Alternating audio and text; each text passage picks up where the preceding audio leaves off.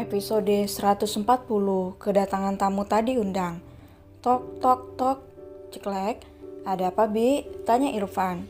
Itu tuan, maaf mengganggu waktu istirahatnya. Di luar ada keluarga yang mengaku kerabat dari Nyonya Fajira. Mereka memaksa masuk dan berteriak, sehingga memancing perhatian warga sekitar, jelas Bibi. Kerabat Fajira, tanya Irfan mengernyit. Ia melihat anak dan istrinya tengah tertidur dengan saling berpelukan. Apa mereka laki-laki biadab itu?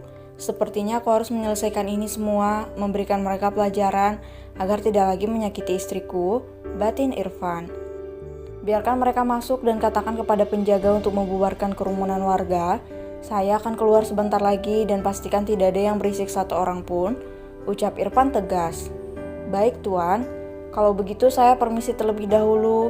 Bibi berlalu dari sana untuk memberitahukan perintah Irfan kepada para penjaga. Setelah kepergian Bibi, Irfan kembali masuk ke dalam kamar dan mengganti pakaiannya. Ia menatap Fajira dan Fajri lembut, merekalah harta berharganya saat ini. Aku harap kamu tidak marah dengan apa yang akan aku perbuat kali ini, sayang. Aku tahu kamu adalah orang yang pemaaf, tapi apa yang mereka lakukan sangat tidak pantas, dan aku akan membalas semua perbuatan mereka. Batin Irfan mengucup kepada anak dan istrinya bergantian. Ia berjalan keluar dengan menggunakan celana dasar dan baju kemeja yang terlihat formal. Dengan wajah dinginnya ia menatap 4 orang yang tengah duduk sambil tersenyum di ruang tamu. Silakan tuan, ucap Bibi membuat semua orang terkejut. Mereka menatap Irfan tidak percaya, banyak pertanyaan yang bergentayangan di dalam pikiran orang-orang itu, menebak siapa yang ada di hadapan mereka saat ini. Irfan duduk dengan sangat gagah dan berwibawa, mengeluarkan aura menyeramkan, seolah ia akan menelan mereka hidup-hidup. Ada apa kalian menemui istri saya? Tanya Irfan horor dan berhasil membuat mereka tersadar dari lamunannya dengan bulu kuduk yang meremang. Apa? Istri? Fajira sudah menikah dengan Anda? Bekik perempuan yang bernama Amel itu. Iyalah perempuan yang menghadang Fajira ketika sampai di rumah itu tadi pagi. Pelankan suara Anda, Nona. Istri dan anak saya sedang tidur. Saya bertanya, ada perlu apa kalian kemari? Ucap Irfan dingin. Kami ingin bertemu dengan Fajira. Nak, ucap Pak Sandi orang tua Amel. Tuan panggil saya tuan, serga Irfan. Bukankah Anda juga menantu saya? Saya adik dari ayahnya Fajira, ucap Sandi mengenalkan diri. Saya tidak peduli, ini sudah yang ketiga kalinya saya bertanya, apa perlu kalian kesini dan membuat keributan di halaman rumah istri saya? Apa kalian tidak punya otak, datang malam-malam di saat orang sedang beristirahat? Terkutuklah kalian, bentak Irfan jengah. Kami, usir mereka, dasar tidak berguna, umpat Irfan kasar dan beranjak dari sana. Para penjaga itu segera mengusir keluarga Sandi, membuat keributan karena mereka menolak untuk diusir. Tuan, tolong berikan kami kesempatan untuk berbicara, teriak Sandi yang berusaha untuk terlepas dari cengkeraman pengawal Irfan. Terjadilah keributan di ruang tamu itu dan membuat Fajira terbangun. Ia keluar dengan gaun tidur untuk hamil yang membuatnya terlihat sangat seksi dan menggairahkan. Ada apa, Mas? Ucap Fajira mengucek matanya. Sebentar matanya melotot melihat banyak orang tengah berkumpul, ia langsung masuk ke kamar dan menggunakan sweater untuk menutupi tubuh bagian atasnya. Beruntung gaun itu sedikit lebih panjang. Pak Fajira, Paman harus berbicara dengan kamu, Fajira. Tolong Paman sebentar saja, teriak Sandi. Mas, Fajira menatap Irfan meminta jawaban apa yang sebenarnya terjadi. Aku sudah bertanya sebanyak 3 kali sayang, tetapi mereka tidak ada yang menjawab. Yuk kita istirahat lagi. Irfan mengecup kening Fajira dan menarik tangannya kembali ke kamar. Biarkan mereka berbicara sebentar ya, aku juga ada yang ingin disampaikan kepada mereka. Ucap Fajira mengelus serang tegas Irfan dan mengecup bibir indah itu dengan singkat. Hup, ya sudah. Ucap Irfan tersenyum dan mencuri ciuman dari Fajira. Biarkan mereka masuk, Bi, tolong jaga Fajri di dalam. Perintah Irfan. Baik, Tuan. Ucap para penjaga dan kembali pada posisi masing-masing, yaitu berdiri di sudut ruangan dan mengawasi pergerakan tamu yang tidak diundang itu. Mereka kembali duduk dan hanya tersisa satu sofa single saja. Kamu duduk ya, ucap Irfan membimbing Fajira dengan lembut.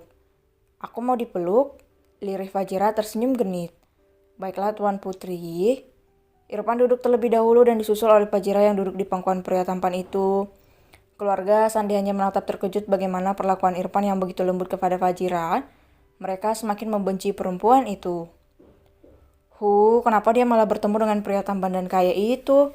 Apa bagusnya dia dibandingkan aku? Dasar perempuan murahan, batil Amel iri. Apa Anda tidak mempunyai sopan santun? Tuan Sandi yang terhormat, tanya Fajira sarkas.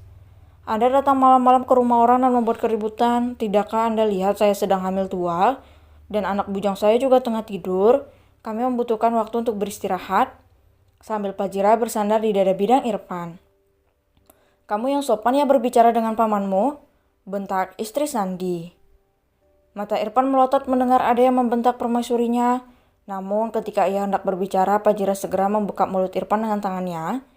Jangan berteriak sayang, nanti kuping aku sakit, ucap Fajira cemberut manja. Ia kembali menatap 4 orang yang ada di hadapannya dengan tatapan nyalang, mengeluarkan taring dan tanduk yang sudah lama ia simpan untuk mereka. Karena semenjak bersama dengan Irfan, ia mempelajari banyak hal. Bahkan ia bisa menaklukkan Irfan dan membuat laki-laki itu tidak berkutik. Anda berani membentak saya? Apa Anda tidak tahu saya siapa? Tanya Fajira ketus. Ada perlu apa Juragan Sandi datang menemui saya malam-malam seperti ini? Jam berapa sekarang? Fajira mengedarkan pandangannya melihat ke arah dinding. Sudah pukul 8 malam. Anda mengganggu waktu tidur saya? Sambung Fajira dengan masih berbicara ketus. Fajira, panggil Sandi. Panggil istri saya dengan sebutan Nyonya, ucap Irfan. Fajira kembali menatap pria tampan itu dengan memanyunkan bibirnya. Hah? Baiklah, begini Nyonya Fajira, apa kabar kamu? Ucap Sandi berbahasa basi. Sepertinya perkataan kamu benar sayang, mereka hanya membuang waktu. Fajira beranjak dari sana. Sekali murahan tetap murahan, sarkas Amal. Irfan yang mendengarkan cacian yang keluar dari mulut tidak berguna itu segera menarik pistol yang ada dipegang oleh penjaga dan mengarahkan kepada perempuan yang tidak tahu malu itu. Kau ulang sekali lagi, bentak Irfan. Mereka semua menjadi takut dan terkejut dengan tindakan Irfan, sementara Fajira hanya menggeleng menatap Irfan. Sudah sayang, tidak ada gunanya kita meladeni orang seperti mereka. Fajira mengelus dada Irfan dan mengambil pistol itu dan menyerahkannya kembali kepada penjaga. Sebelum saya benar-benar muak dengan kalian, katakan apa yang kalian inginkan, ucap Fajira tegas.